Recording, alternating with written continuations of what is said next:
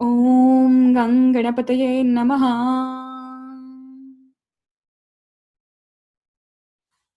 नमस्कार, astro for life channel में आप सभी का स्वागत है।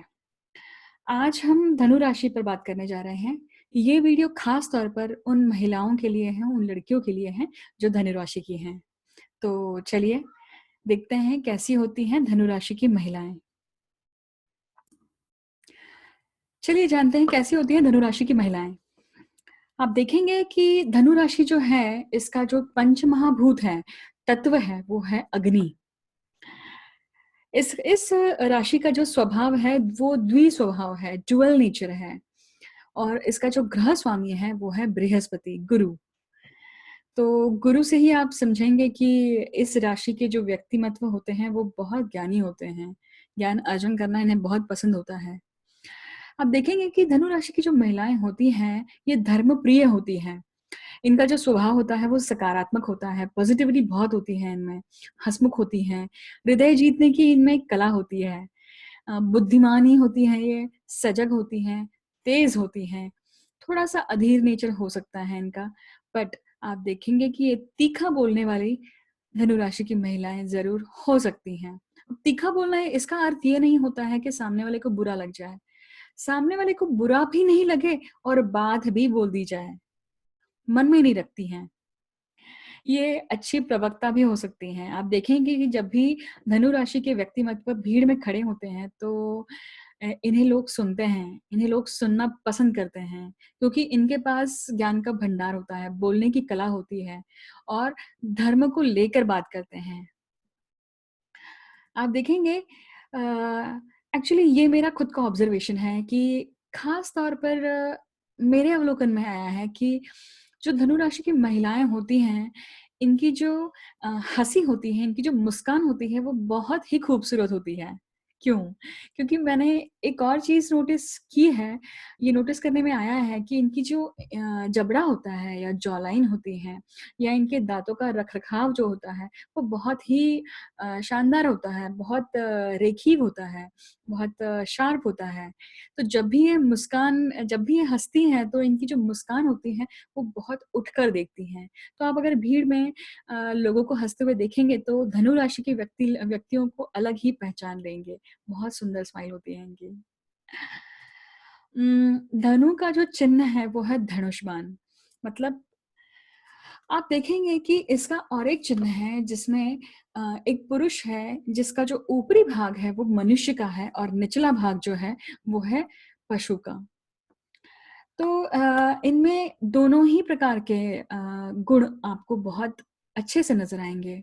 जितनी स्फूर्ति इनमें होती है उतनी मतलब आप देखेंगे कि मंगल की राशियों का भी कॉम्बिनेशन इसमें आपको दिखाई देगा। स्फूर्ति बहुत होती है इनमें, फिज़िकली भी बहुत एनर्जेटिक होते हैं और मानसिक रूप से भी बहुत शार्प होते हैं ये, सजग होते हैं ये।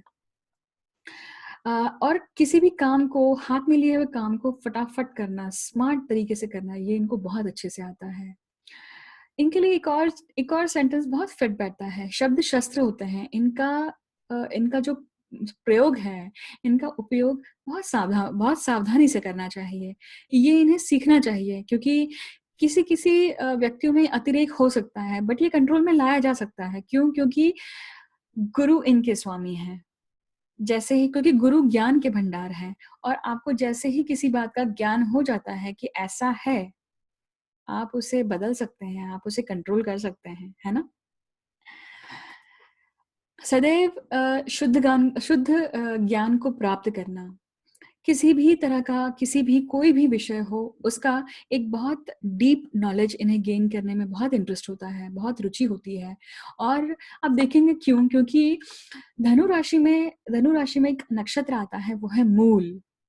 मूल नक्षत्र जो होता है वो किसी भी मूल में जाने का, मूल मतलब रूट्स, जड़ें। तो किसी भी चीज़ की अगर आप जड़ें समझेंगे तो आपको वो वृक्ष अपने आप समझ में आएगा कि कौन-सा है।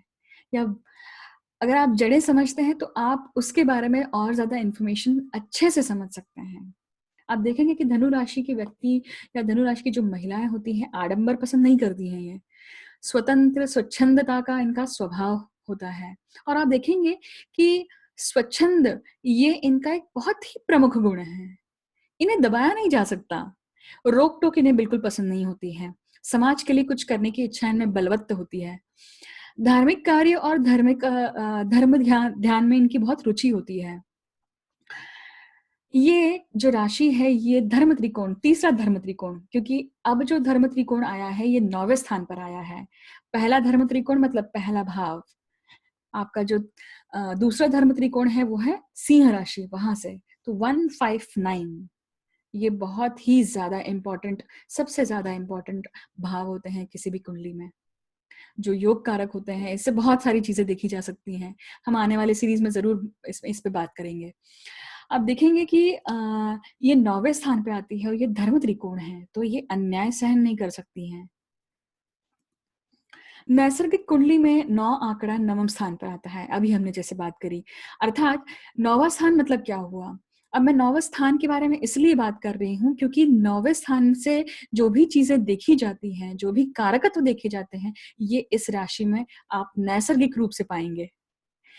तो 9वां स्थान मतलब क्या? 9वां स्थान आपका भाग्य भाव है, डेस्टिनी, युद्ध भूमि है, धर्म, ज्योतिष, मंदिर, लंबे प्रवास, आप लॉन्ग ट्रैवल्स, देशांतर प्रवास भी बोल सकते हैं, लॉन्ग जर्नीज़, मांगलिक कार्य, कोई भी ऑस्पिशियस कार्य, पूजा इत्यादि कार्यों में भी इनका बहुत मन लगता है।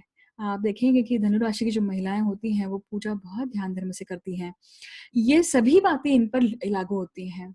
अब इसमें मैंने एक शब्द यूज़ किया है युद्ध भूमि। अब देखिए 9वें स्थान को बैटलफ़ील्ड कहा गया है, अ, युद्ध भूमि कहा गया है।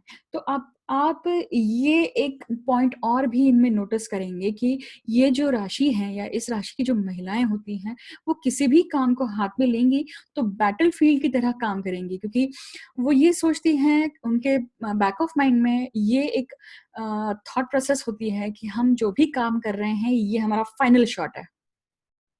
और फाइनल शॉट है इसलिए वो 100% देती हैं, चूकती नहीं हैं और उनका कंसंट्रेशन भी बहुत हाई होता है, तो इसलिए अचीवमेंट करती हैं ये। पूरे विश्व भर में फिरना, घूमना भी इन्हें बहुत पसंद है। मतलब ऐसे लोग जो वर्ल्ड ट्रैवल करना पसंद करते हो, वो इस राशि के हो सकते हैं। गुरु ज्ञान के कारक हैं और इनसे बात करते समय ये व्यक्ति को उनके ज्ञान से आती हैं। कोई व्यक्ति में कितना ज्ञान है या किस तरह की वो बातचीत कर रहा है, उससे वो आँक लेती हैं कि हाँ, ये क्या है, किस तरह का व्यक्ति है। बाहरी आवरण इनका अहंकारी लग सकता है, परंतु ऐसा होता नहीं है। क्योंकि कहीं तो भी आप देखिए ज्ञान जो होता है, वो ज्ञान आपके आँखों में, आपके बोलने में झलकता है। इसका अर्थ ये नहीं होता है कि आप अहंकारी हो। बहुत बारीक-सी रेशा होती है और ज्ञान अगर आपके पास ज्ञान है, तो आप उस रेशा को भी बहुत अच्छे से समझ सकते हैं। तो इन्हें ये समझ में आता है, अग्नि तत्व का ग्रह है। अग्नि तत्व का पंचमहाभूत है इसके पीछे। तो आप देखेंगे कि अग्नि जो होती है, उसे कभी भी दूषित नहीं कर सकते हैं आप। अगर आप जल को देख लें या फिर आप वायु को देख लें, जल दूषित हो सकता है, वायु भी दूषित हो सकती है, पर अग्नि दूषित नहीं होती है। तो ये जो लोग होते हैं, धनु राशि की जो महिलाएँ होती हैं, धनु राशि के व्यक्तिमत्व होते हैं, ये प्योर होते हैं। हाँ, कुंडली में कोई अफ़्लिक्शन अलग से हो या फिर कुंडली में अगर धनु राशि की कुंडली देखनी हो, तो वो फिर पूरी तरह से किसी कुंडली का एक अवलोकन करना बहुत ज़रूरी है, किसी भी निष्कर्ष पर पहुँचने के लिए। तो ये हम सामान्य जानकारी के ऊपर बात कर रहे हैं। आप देखेंगे कि धनु राशि की जो महिलाएँ हैं, ये पर्वतारोही हो सकती हैं, ट्रेकर हो सकती हैं, वनों में घूमना इन्हें पसंद पसंद होता है, धार्मिक जगहों पर घूमना इन्हें पसंद हो सकता है, धार्मिक स्थलों पर या फिर तीर्थ स्थलों पर इन्हें जाना पसंद हो सकता है। साधु संतों का सानिध्य इन्हें मिलना, ये भी संभव हो सकता है। इनके जीवन में ये पॉसिबल है। आप देखेंगे कि धनु राशि की महिलाएँ जो होती हैं, जनरली जब तक बात नहीं करेंगी तब तक नहीं करेंगी, बट एक बार बात करने लगती हैं तो बहुत बातूनी होती हैं ये। इनमें एक बच्चों जैसी मासूमियत भी होती है, लेकिन ये चतुर भी होती हैं। सदैव खुश रहना और हर पल को बहुत अच्छे से जीना, कोई इनसे सीखे।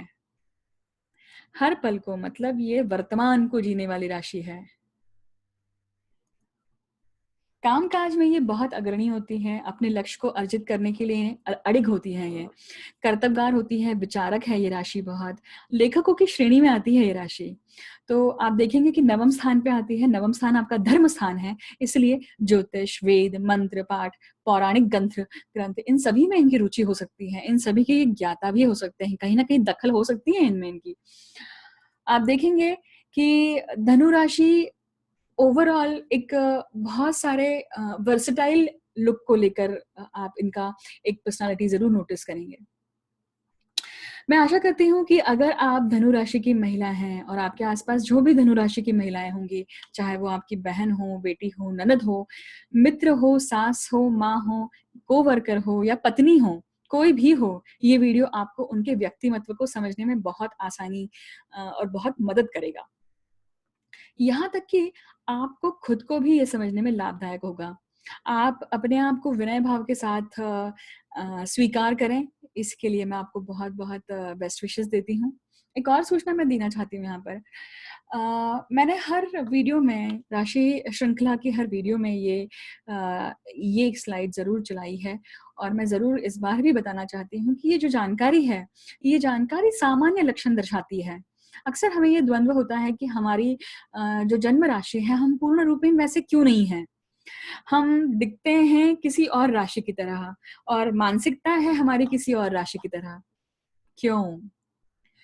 ये प्रश्न हमें आना चाहिए। अगर ये प्रश्न आपके दिमाग में नहीं आता है तो गलत है, आना चाहिए ये प्रश्न कि ऐसा क्यों है? क्योंकि प्रत्येक व्यक्ति जो होता है वो लग्न राशि और जन्म राशि का कॉम्बिनेशन होता है। क्वचित ही हो सकता ऐसा होता है कि लग्न राशि और जन्म राशि एक हो। तो इस विषय पर मैं ज़रूर एक रोचक सीरीज़ लाने वाली हूँ जल्द ही। तब तक आप देखते रहें ये जानकारी। धन्यवाद मुझे अंत तक सुनने के लिए और आपको अगर जानकारी पसंद आती हो, ऑथेंटिक लगती हो, तो इसे शेयर करें और ज़्यादा से ज़्यादा लोगों तक पहुँचाएँ ताकि आप लोगों को समझने में आपको आसानी रहे। क्योंकि वहीं पे कहीं न कहीं गलतफ़हमियाँ होती हैं। तो देखते रहिए, शेयर करते रहिए, लाइक करें और सब्सक्राइब करें। जब तक आप सब्सक्राइब करने पर नोटिफ़िकेशन का बेल आइकन भी ज़रूर दबाएँ ताकि आपको अगले नोटिफ़िकेशंस ज़रूर आते रहें। तो थैंक यू।